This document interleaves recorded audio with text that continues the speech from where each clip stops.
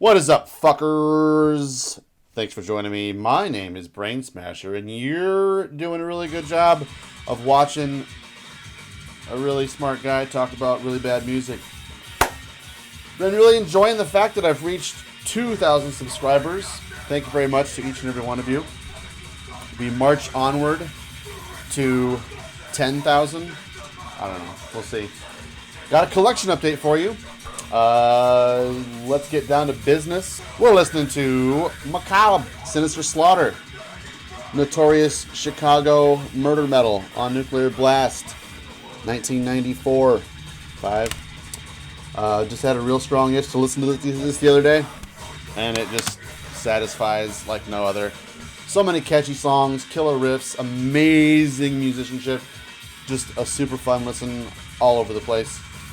Enjoying a nice, lazy Saturday off for once, and decided to knock out a video with you guys.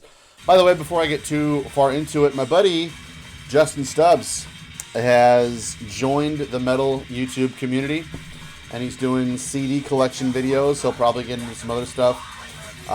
Super nice dude, known him for years. You might know him from his band Father Befouled, or Hills of Sephiroth, and Coffin Nation, stuff like that. Dude knows his stuff. It's great to have him on board. His first video is awesome. Check him out. Link below. Subscribe. All that good stuff. Send him your love. So, got in a couple things. Got a couple things coming too. First thing, I got in, so my last collection update, I had some blackmetal.com sale goodies, and I decided I just couldn't stay away. So I went through, ordered a couple more goodies that I just couldn't pass up on. Even though the 50% off Fuck Trump coupon code was expired. Let me turn this down a little bit. They still have a 40% off coupon. I don't know. That might not be active right now. It probably is with the remaining stock on blackmetal.com. But still, I urge you to go check it out. There's tons of great deals on killer stuff. And I just want to help blackmetal.com get rid of their stuff. I wouldn't be surprised also if maybe in a week or two there might be a 60% off coupon or something like that. So definitely something to keep an eye out for. And I'll show you what stuff I got. I wouldn't say like super gems or anything, but I did pick up this Avenger LP, Godless. This is their third full length. Came out in 2003 on Merciless Deathgasm. If you don't know Avenger, they're really killer Czechoslovakian kind of death metal, I guess I would say, more just because they're down-tuned than anything. I guess I would say it's kind of hard to compare them to anything, though, really. I guess their country mates, Master's Hammer, are probably a big influence on them.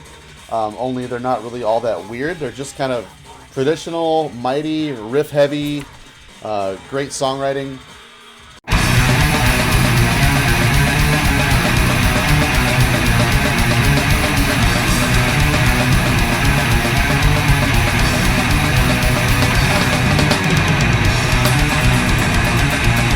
Killer stuff with good drumming, vocals are just great all around. They put out their final full length, sadly, last year in August, and flawless discography. It's just one of those bands I'm going to miss, and it's just one of those bands I think as time goes by, people are going to remember how great they were and didn't falter for a minute. So, let's see, what else did I get from blackmetal.com? I thought I got some more things. I don't know. Next, we've got Cryptopsy, Blasphemy Made Flesh. This, since it was 40% off, was kind of a steal. I guess this version is kind of rare-ish. I want to say this is maybe not an original press. I think it originally came out on, like, I don't know. Who cares? Displeased and Invasion. I did used to own the Century Media reissue of this, and I kind of hated it. I've never really come around to Cryptopsy all that much, but a friend and I were talking. Hey, Brandon. And he got me interested in just kind of trying them again, giving them another chance. And since I've been, listening to a lot of death metal lately, and that's been kind of my jam, I thought I would pick it up since it was cheap. I really do like that original artwork too. Zodiac. So it's brutal death metal. It's kind of like the onset of, I guess, a new wave of death metal bands back in 96, 97 or so that would, I think, kind of lead into or parlay into a lot of kind of slam and tech death stuff that I really hate. Yeah, these guys are super talented. They were doing some really interesting things for back in their time. I'm just kind of coming around to this album. I've already disliked it a couple of times, so I think this is probably its best chance to dwell happily in my collection. It's really weird and crazy. Yeah, I'm sure you've all heard that album. So what I did was, with blackmetal.com, I went through their entire CD catalog, and if there was anything that looked even remotely interesting, I checked it out on YouTube, gave it a listen, and thought, yeah, okay, I'll pick it up for, a couple of bucks or what have you. So that's what these two kind of are. This one I bought on the cover alone. This band is called Oberon, and it's just like a self-titled EP that Prophecy Productions put out way back in... who cares, because this sucks. I could have swore I listened to a sample of this on YouTube and thought it was really good, but it is fucking dreadful. I'm not going to dwell on talking about how terrible this is, but I'm just like flabbergasted by how different it wound up being from what I thought I remembered listening to. So yeah, this is one of the very first releases that Prophecy Productions ever put out, but it's just awful. There's really no metal at all. It's from Norway. Next, kind of on a different note though, this is Nocturnal Winds. This is a Swedish band of art and suffering. Aftermath Music put this out, I don't really know, maybe 2002 or 3 or so, but super hyper melodic kind of stuff. So I get these guys mixed up with, is it Suicidal Winds? Nocturnal Winds, of course you can imagine. I think this also like shares a guitarist with Hypocrite, and I think I thought this was a Hypocrite album, or like an album that I remembered liking from Hypocrite. So yeah, that's a real glaring review of that album.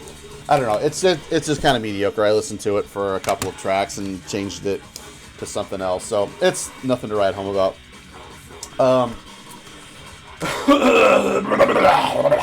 Excuse me. Also got in Absu, Barathrum Vitriol.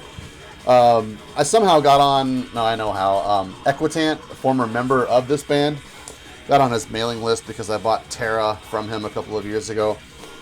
So he's been selling copies. Now this is a reissue by the Crypt, or Dark Symphonies. Decided to go with this version because I think at this point, since this is so old, any Osmos version would probably be through the fucking roof expensive. And this, does it have any bonus tracks?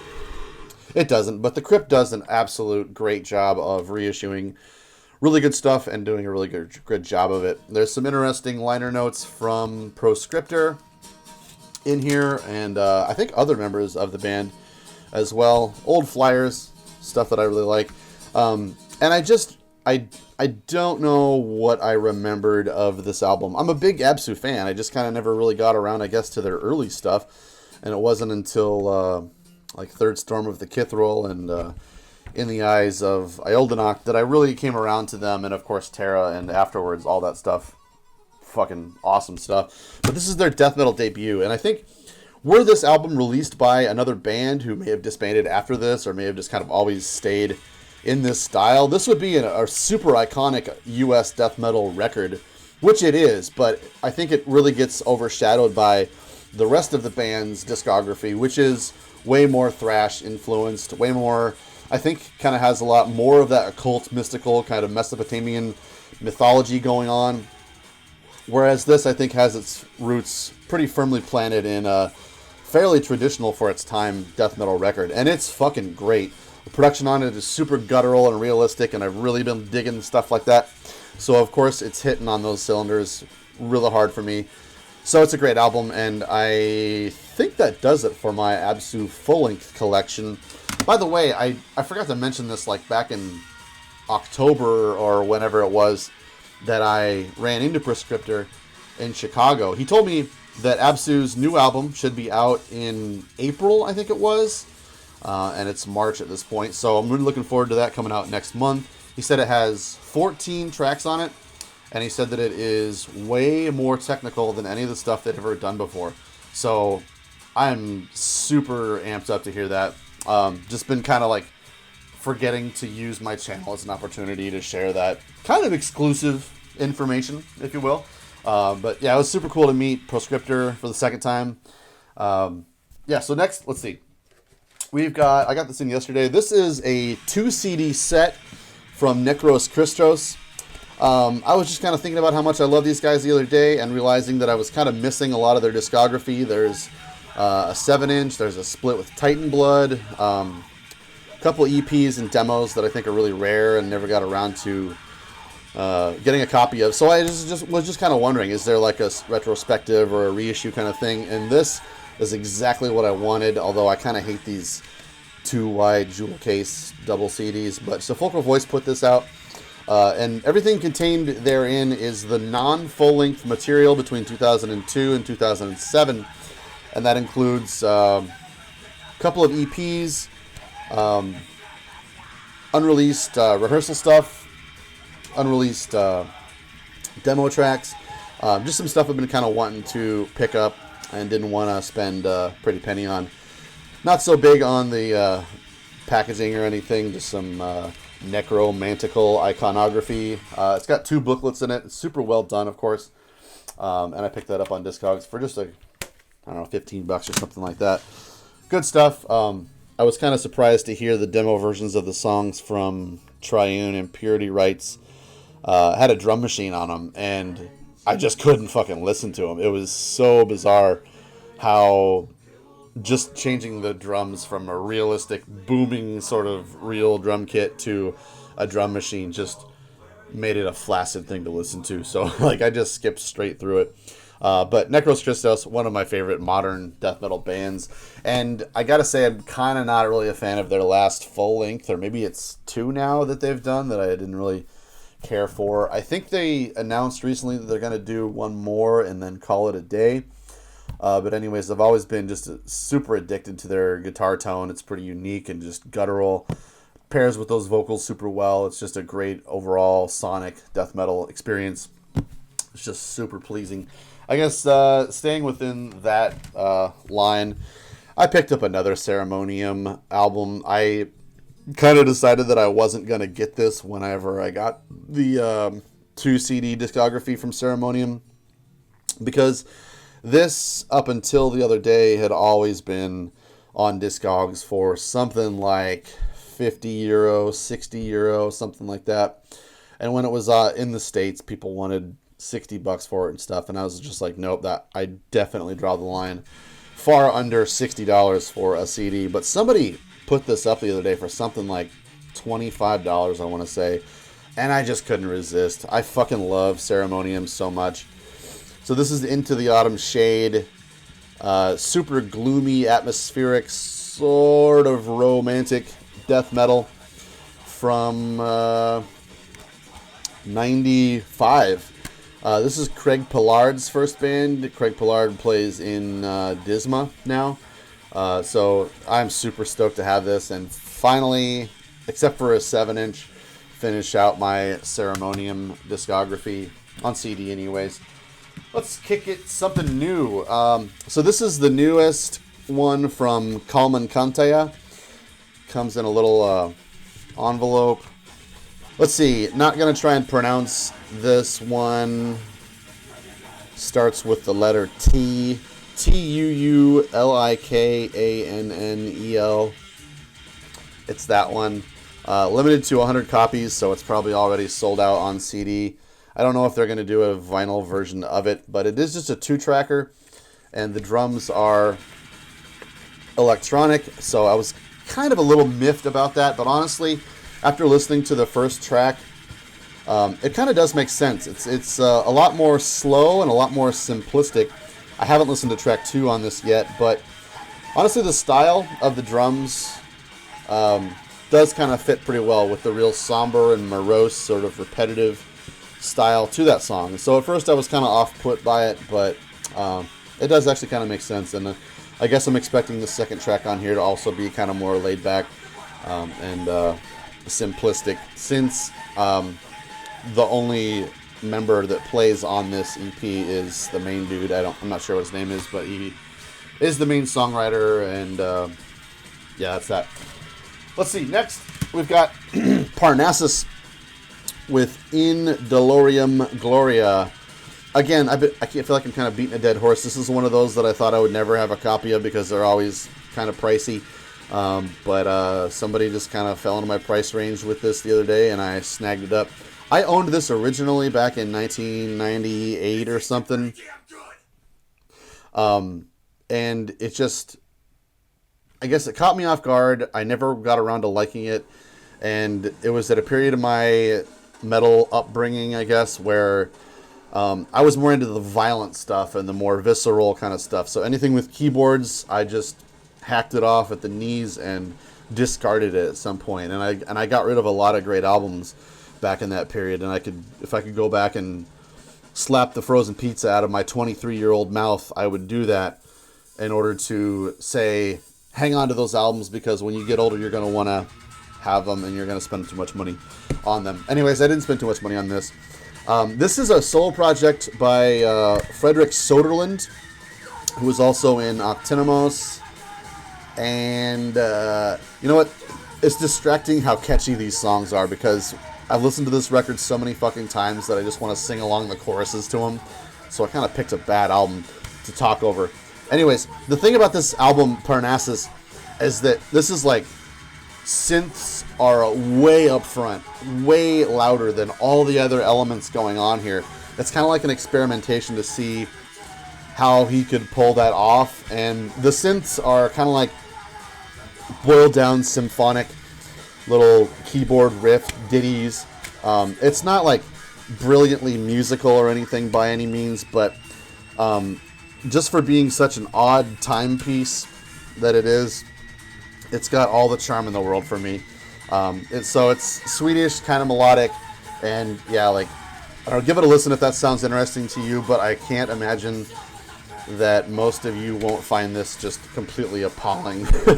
It's not really aggressive. It's not all that atmospheric, like a summoning track or something like that, but it's just a really oddball kind of timepiece that I'm pretty happy to have a copy of, I gotta say.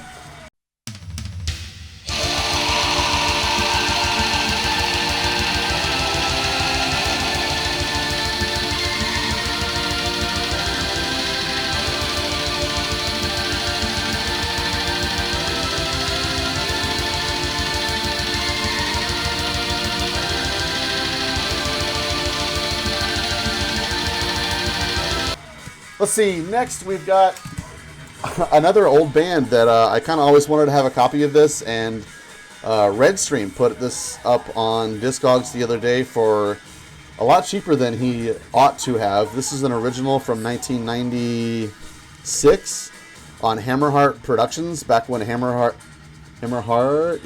was based out of South Korea. And I don't know if that was like a office on the other side of the globe or something like that. Anyways, this is a really unique album, and I highly recommend checking this out if it sounds interesting to you. They are from Lithuania. It's pagan black metal, and it's one of the most forward-thinking, ahead of its time for this style albums that I've ever come across. And it is very obscure for what it is, but I think back in the days I was just kind of combing through 90s stuff that I missed or never wound up hearing, and I was going through Hammerheart stuff. Look at this booklet. It's all gold and the text is black. How fucking ridiculous is this? Oh, I love it. And so it's super original. Some of the members went on to do another band called Halela, if I'm pronouncing that right. I'm sure I am. And also that band Zipoan V10s. So I don't know if you're familiar with those. Check out Poculus. But I guess the best leaping off point or similarity that I could come up with was when Bathory was starting to experiment with the more Viking or pagan era kind of stuff with the synthesizers and the kind of grand epic grandiose kind of stuff. This feels quite a bit like that, and it also kind of feels that way because it's kind of amateurish, and they're kind of entering into a territory that wasn't really all that well trodden or thought out or laid down at that point quite yet. So it's super interesting. There's lots of great instrumentation and variety in the songwriting. It's just really good. There's a lot of kind of charming things about it for its time period, and it's one of those things where it makes so much more sense, and it has so much more to offer to someone who spends so much time dwelling in the time period that it came out. So, I don't know, somebody going from listening to nothing but Black Veil Brides and then into Graveland and then reaching back into this, it's not going to make any fucking sense. It's going to sound terrible. But when you really came from that time period or spent a lot of time obsessing over black metal bands, who were just paving those paths back in the mid to early 90s, this is going to really, I think, hit a mark and strike a chord with you. So these kind of also fall in line with that, but I'm not going to talk a whole lot about these because I have plans for another video where I'm going to expound a little bit further upon what these are. But just briefly, this is Toulouse with Cold Core Collection. This is a 90s Norwegian black metal band. This is a 2 CD set. This has got their first 2 full lengths, couple of covers that are, and they're 3 demos actually too. So they fit a lot of stuff on here. Picked this up on Amazon for like $4 or $5 the other day. So if you want to hear more about that, check out my next video. I think I'm gonna maybe even shoot it here today. And then next, this is pretty awesome, and I think it's gonna be something you're gonna want to listen up for. This band is called Orth, if I'm pronouncing that right, and the album is called Nocturno Inferno. Now, I won't lie, if I had picked this up in a store, I would completely glaze over this and not give a shit really what was contained therein. So, I'll give you the backstory on this. Back in 1996, the main guy in this band, who is now in a band called Arvas, he and Ares from Aeternus and Eric Brodskrift, or Grim, who played on the first couple Borknagar records and toured with Immortal, and I think he also played in Gorgoroth or something like that. Anyways, I'm a super big fan of Grim's drumming in the first couple of Borknagar records, and also, you know, a timepiece that has Ares from Aeternus from back in that time is something noteworthy.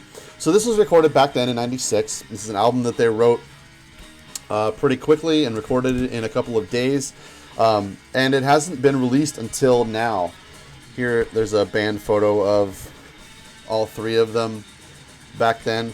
So, given that it's laid dormant underneath stuff for many, many years, it's really no surprise how unfinished and kind of unfleshed out a lot of this stuff is on here. There's some parts where it feels like maybe they recorded some kind of shitty synthesizers or like vocal sort of takes that were just there as like placeholders to go back to try and replace and finish. So there's a little bit of kind of like amateurish sort of unfinished ideas going on, but that doesn't really distract from the otherwise pretty great material going on here. I can heavily compare it to Hades quite a bit, or Aeternus. Actually, there are some moments, and also the first Borknagar, actually, kind of funny enough. So check that out. This is Orth with Nocturnal Inferno. Again, I'll talk about this a little bit more in my next video, so check that out. And we are done. That's all the stuff I've gotten in lately. Thanks for joining me. We'll see you next time.